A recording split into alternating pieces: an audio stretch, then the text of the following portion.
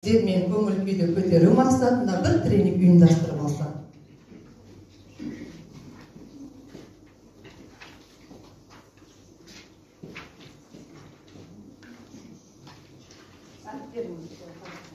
Сіздерге Ж, Қ және Ә әріптері берілді.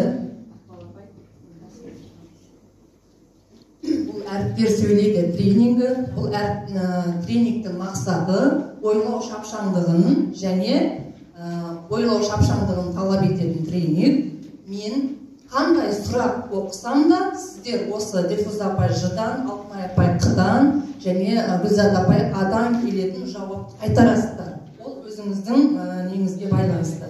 Иә. Семинарға кіммен келдіңіз?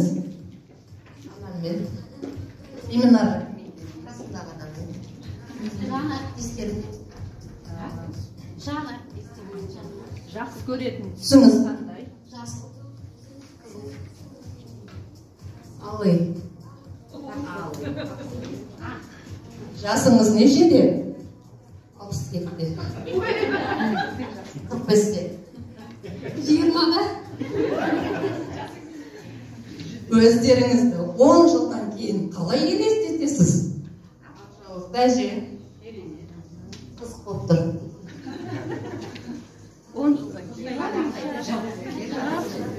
20 жастар. Қай жерде саяхаттағанды ұнатасыз?